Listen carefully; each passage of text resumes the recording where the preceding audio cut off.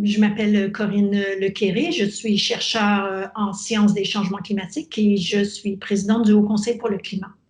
D'accord. Le Haut Conseil pour le climat, vous pouvez nous dire quelques mots, puisque c'est à ce titre-là qu'on vous a interviewé, sur ce que c'est et sa fonction?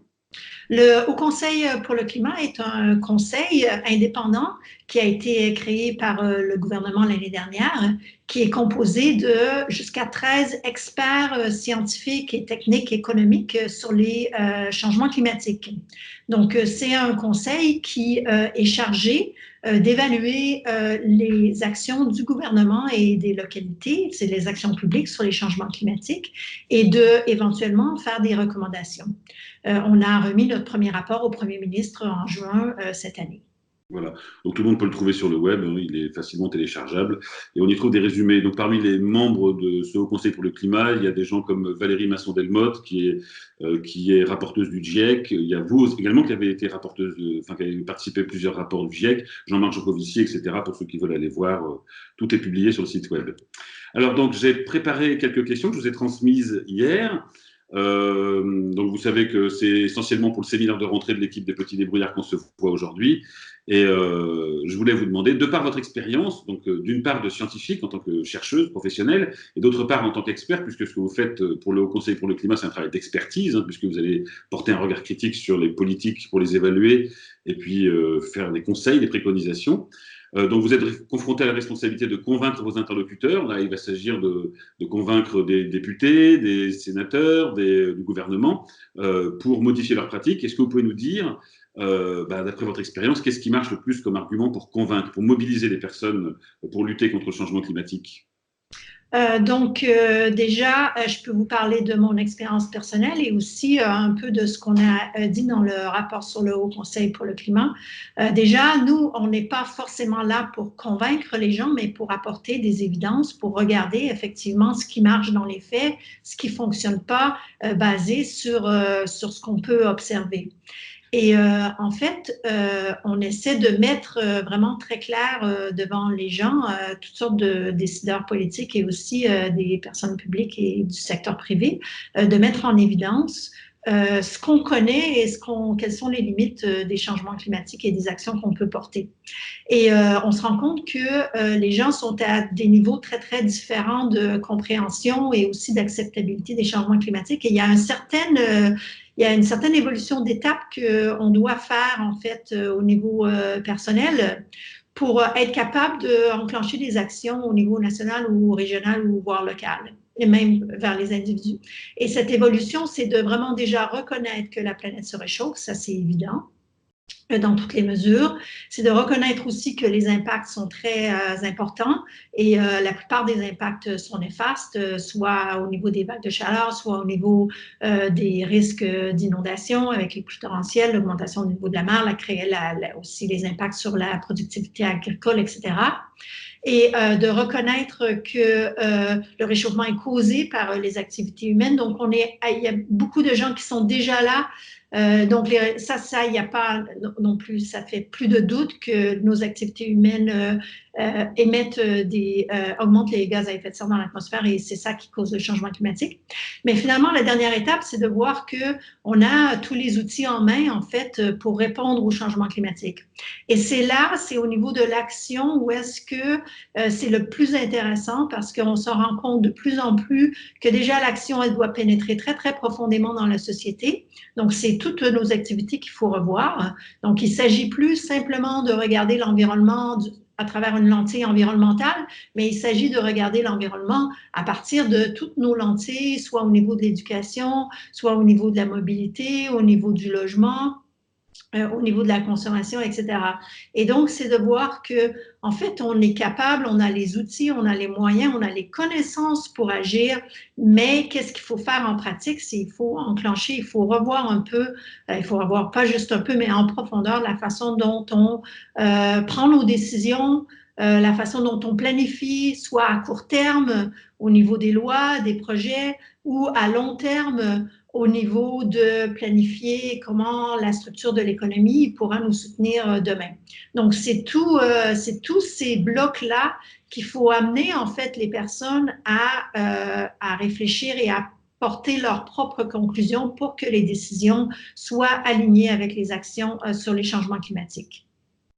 D'accord, donc en fait, on voit bien qu'il y a un enjeu d'abord autour de que les personnes reconnaissent les faits, constatent les faits, la mesure, donc il y a un changement climatique à l'œuvre, que ce changement climatique est d'origine anthropique, ensuite qu'il y a des leviers d'action qu'il faut activer pour lutter contre ces changements climatiques dans tous les secteurs de la société, depuis les activités individuelles jusqu'à des organisations nationales et supranationales et économiques sur la production, se déplacer, habiter, se nourrir, etc., etc. Exactement, exactement. Voilà. Et donc, ça se passe bien, cet exposé des preuves. Il y a encore beaucoup de gens qui ne savent pas qu'il y a du changement climatique, par exemple. Ben, il y a eu beaucoup d'évolutions dans les quelques dernières années. On est maintenant à un stage très avancé au niveau de la société. Il y a une reconnaissance de l'action du changement climatique. Il y a une reconnaissance que c'est les activités humaines qui causent les changements climatiques. On a signé, la France et 196 pays à travers le monde, l'accord de Paris, qui apporte un cadre très structurant aux actions globales. Donc, il n'y a pas que la France qui agit, mais tous les pays agissent selon leur capacité. Cette action va évoluer, va se renforcer avec le temps. Donc, on est dans une bonne position maintenant où on a un accord qui est structurant, on a une reconnaissance qu'il faut limiter les changements climatiques le plus bas possible, au niveau le plus bas possible, mais au moins bien au-delà des 2 degrés de réchauffement, sachant qu'on a déjà eu 1 degré de réchauffement, ce qui est déjà énorme. Donc, on est dans une position où on a un cadre, mais les actions qu'on fait, on se rend compte qu'elles ne sont pas au bon niveau, elles sont trop faibles, elles ne sont pas assez organisées. On n'évalue pas assez, en fait. Quand on met des lois, des actions, quand on fait des plans, des investissements, on évalue rarement quels seront leurs impacts sur les changements climatiques. Et en fait, de la même façon qu'avant d'entreprendre une grande entreprise, un grand projet, on sait, ou en tout cas on peut estimer qu'est-ce que ça va nous coûter en termes d'euros financiers. Il faudrait qu'on soit capable aussi d'estimer qu'est-ce que ça va nous coûter en termes d'émissions et d'impact climatique et d'ajuster selon le besoin. Et c'est cette pratique de regarder ce qu'on fait, évaluer avant, pendant et après, qui est vraiment très, très importante pour s'assurer que les actions climatiques soient au bon niveau. Et en ce moment, ça a été notre recommandation la plus forte dans notre rapport, c'est-à-dire d'inclure ou de considérer les impacts des changements climatiques dans toutes les lois, dans tous les grands projets et de regarder ce qu'on fait. Oui, de dire ce n'est pas une question environnementale ou ce n'est pas une question écolo, c'est une question de société. Et donc, ce que vous dites, notamment à travers simplement la mesure ou l'évaluation de l'impact sur le climat de toute action, permet déjà de la calibrer, de l'ajuster et puis de prendre des mesures politiques qui tiennent compte du changement climatique dans tous les secteurs et pas simplement des questions environnementales. Tout à fait. Et en même temps, il faut vraiment planifier à long terme. Il faut regarder si on veut que la mobilité soit électrique, ben, il faut vraiment qu'on produise des voitures électriques et non pas des voitures thermiques, par exemple. Si on veut que les gens se déplacent à vélo plutôt qu'à voiture, alors il faut avoir des pistes de vélo, il faut avoir des endroits pour accéder les vélos, pour les verrouiller et tout. Donc, il faut vraiment préparer à long terme en même temps qu'avoir une action très, très forte à court terme. Et quand vous dites même que quelque part on a tous les outils pour, c'est vrai quand on regarde des organisations comme la Fédération des usagers de la bicyclette, la FUB, elle a une expérience dans les diagnostics, dans les propositions pour prévoir des plans vélo, de réfléchir à des écosystèmes de déplacement qui tiennent compte de ce type de politique. Donc en fait aujourd'hui, ou pareil même pour la nourriture, on sait modifier les pratiques agricoles, on sait organiser des circuits de distribution qui soient soit courts, soit différents de ce qui se fait aujourd'hui. Donc en fait en gros il y a de l'espoir pour arriver à gagner ce combat contre les changements climatiques, puisqu'on a déjà des savoir-faire, mais par contre, il faut les faire passer à l'échelle et à la bonne mesure des enjeux, c'est ce que vous dites. Oui, exactement. Et là, il y a un rôle très, très important pour le gouvernement national, mais aussi les gouvernements locaux, régionaux, pour faire les bons investissements, pour mettre les règles, les normes, les réglementations, les incitatifs, les subventions et tout au bon niveau et encourager vraiment la société à faire des transitions qui soient alignées avec les objectifs climatiques. Mais il y a aussi un rôle très important à jouer pour les individus, pour les entreprises et pour la société pour vraiment s'y mettre parce qu'à la fin, il faut que ça soit, si on parle de se déplacer autrement, il faut que ce soit les individus qui s'y mettent. Donc, il faut que les gens regardent eux-mêmes comment est-ce que moi je me déplace et quelles sont les options que j'ai. Est-ce que je peux faire, est-ce que je dois faire des investissements, pas forcément financiers, mais des investissements de temps, par exemple, parce que dans certaines routes sont plus longues que l'autre. Et pareillement, au niveau de la consommation, l'alimentation, l'habitation, il faut qu'on soit capable nous-mêmes de voir quels sont nos leviers d'action et qu'on est de l'avant. Donc, il y a un rôle, en fait, pour les décideurs politiques, mais il y a aussi un rôle pour les décideurs individuels, de l'individu à la famille, à l'entreprise, aux écoles et à toute la chaîne de décisions que l'on fait, en fait, tous les jours. Voilà. Donc, alors moi, je lisais dans des travaux, notamment qu'une part du changement climatique, enfin, les individus seraient concernés par un quart de l'action à faire, tandis que le collectif concernait trois quarts de l'action à faire. Alors le collectif, c'est les entreprises et c'est les gouvernements. Et vous parliez justement des gouvernements locaux, donc des conseils régionaux, des départements, des villes. Et il y a des organisations de jeunesse comme Youth for Climate ou Extinction Rebellion qui organisent des manifestations et qui demandent la prise en compte du changement climatique et pour faire agir. Alors, qu'est-ce que vous pensez de ça par rapport à, est-ce que c'est utile? Est-ce que ça sert? Enfin, qu'est-ce que vous pensez de ce type d'action? Ben, en fait, ça donne vraiment une idée où on est en fait dans la société. Il y a beaucoup de protestations, les gens sont prêts au changement et on voit bien avec les jeunes qui s'expriment en particulier qu'on attend du gouvernement et on attend de la société cette transition énergétique et climatique. Il faut faire attention que pour réussir dans nos actions, il faut que toute la société soit à bord. Donc, il faut vraiment faire attention que ça ne soit pas des mouvements marginaux, mais que vraiment on amène toute la société avec nous. Et il faut aussi reconnaître que ça va prendre beaucoup de temps en fait, à répondre au changement climatique. Ça va prendre des efforts maintenant, des efforts cette année, des efforts l'année prochaine, mais aussi ça va prendre toute une génération, voire deux, pour implémenter les actions nécessaires à long terme. Donc, il faut vraiment regarder ces mouvements et regarder comment est-ce qu'elles peuvent être génératrices d'actions maintenant et avoir la patience de pouvoir les poursuivre ou de poursuivre les actions qui sont associées à long terme. D'accord. Et donc, dans les questions que je vous communiquais hier, je vous ai parlé notamment d'une enquête du CEGET qui a enquêté auprès de jeunes de quartiers populaires en France et de milieu rural. Et il y a une partie de ce rapport qui montre que c'est une enquête sur les représentations du jeune pour savoir comment ils comprennent le monde, quelle représentation du monde ils ont. Et on voit, on mesure chez les jeunes une vraie angoisse par rapport au futur, à l'incertitude, aux risques qui se présentent à nous. Hein. On voit régulièrement, il y a une communication dans les médias autour du changement climatique, mais aussi de l'érosion de la biodiversité. Et puis il y a ce dont on parlait tout à l'heure, à savoir des prophètes de l'apocalypse, quelque part des gens qui prédisent que d'ici quelques années, il y aura un effondrement de tous les dispositifs solidaires et sociaux et politiques.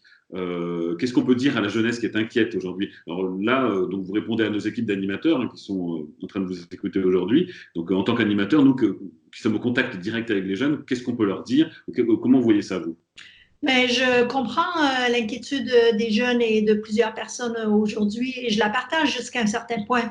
Par contre, je trouve qu'on est dans une bonne position parce que justement, on connaît les actions qu'on doit faire, on est capable de les faire, on a individuellement et collectivement des leviers pour enclencher ces actions. Moi, personnellement, je trouve que plus j'agis, moins je suis anxieuse. Donc, en fait, je pense de se concentrer sur ce qu'on peut faire, d'essayer de mettre en route des activités, une contribution et en même temps de lever un peu l'action ou d'aider à lever l'action maximum nationale. ça aide à réduire les anxiétés. Je pense qu'on pourrait être, on pourrait être dans une situation qui serait beaucoup pire. En fait, on pourrait ne pas avoir, par exemple, les technologies ou les connaissances pour répondre au changement climatique, alors qu'on les a et qu'on est capable de les mettre en route. Donc, je pense que c'est sur ça qu'il faut vraiment se concentrer, sur l'action qui nous permet de commencer à répondre et de mettre en route ce qu'on doit faire. Là, je ne veux pas dire que il n'y a pas que l'action individuelle. Hein. C'est vrai que on peut faire, comme vous disiez tout à l'heure, on peut faire des choses en tant qu'individu, mais il faut vraiment que ça soit une action collective menée par les décideurs politiques qui nous mènent de l'avant. D'accord. Et alors justement, ça introduit peut-être ma quatrième question, qui était la société de consommation semble être par essence émettrice de CO2, telle que c'est organisé aujourd'hui. On nous propose d'acheter des nouvelles chaussures régulièrement, des nouveaux téléphones, des nouveaux ordinateurs, des voitures qui sont de plus en plus grosses. Pensez-vous qu'il soit possible d'agir sans qu'on remette en question justement l'organisation de ce système économique? Il y a beaucoup de choses qu'on peut faire déjà pour faire avancer les réponses au changement climatique, mais il y a beaucoup de choses qui ont besoin, qui demandent une transformation de la façon dont on produit et on consomme. On a plusieurs leviers d'action.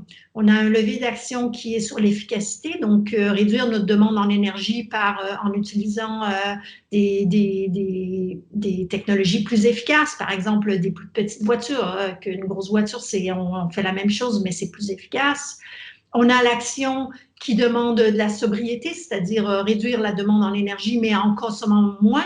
Et c'est vraiment là où est-ce qu'on a vraiment besoin de revoir structurellement comment est-ce que la société fonctionne, comment est-ce qu'elle est basée, il faut se préparer et tout. Et on a l'action qui consiste à, par exemple, compenser nos émissions en créant des puits de carbone, plantant des arbres, plantant des forêts et en prenant soin de nos sols. Donc, on a toute une gamme d'actions. Nous, on n'a pas regardé en profondeur jusqu'à quel point il faut revoir le système économique actuel, mais c'est clair qu'il faut revoir la façon dont on finance, par exemple, les énergies vertes ou les énergies pas vertes, la façon dont on finance les infrastructures qui vont nous aider à passer à une société bas carbone par rapport à ce qu'on fait maintenant, c'est-à-dire construire des routes, des autoroutes et toutes sortes de trucs qu'on n'aura pas besoin dans une société bas carbone de demain.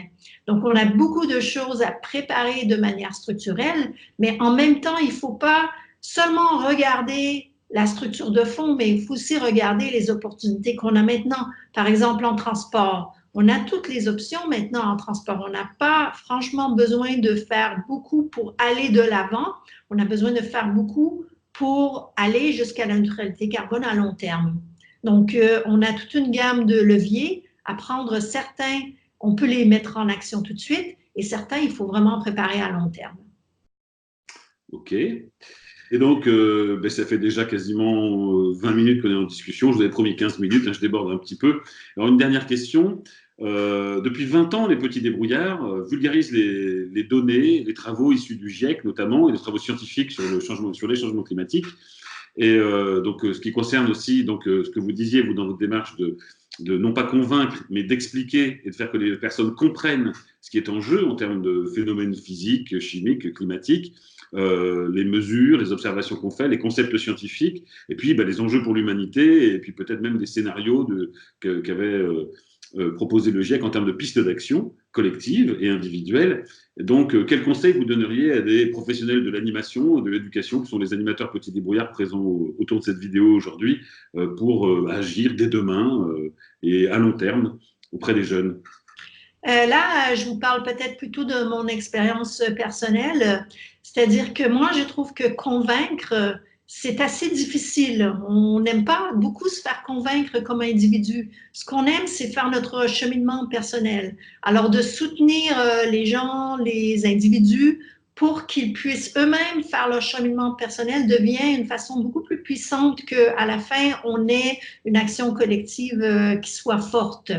Je pense que de soutenir les gens pour justement ces différentes étapes, de comprendre les changements climatiques, de comprendre que c'est causé par nos activités, quelles activités, qu'est-ce qu'on peut faire et ensuite de mettre en route ce qu'on peut faire, c'est-à-dire d'assister les gens dans leur cheminement personnel. En fait, ça, c'est très, très utile et ça marche beaucoup. Et ensuite, bon, voir avec les décideurs politiques, ça, c'est à une autre échelle. D'accord. Bah, écoutez, merci beaucoup, Corinne Lequéré, d'avoir passé ces quelques minutes avec vous. Je vous souhaite bon courage dans votre mission de présidente du Haut Conseil pour le climat et on vous souhaite, on nous souhaite en tout cas tous ensemble de réussir ce challenge qui est celui de faire cette transformation de la société qui permette à l'échelle mondiale d'avoir un avenir désirable et pas si chaud que ça quand même. Merci, merci à vous. Au revoir.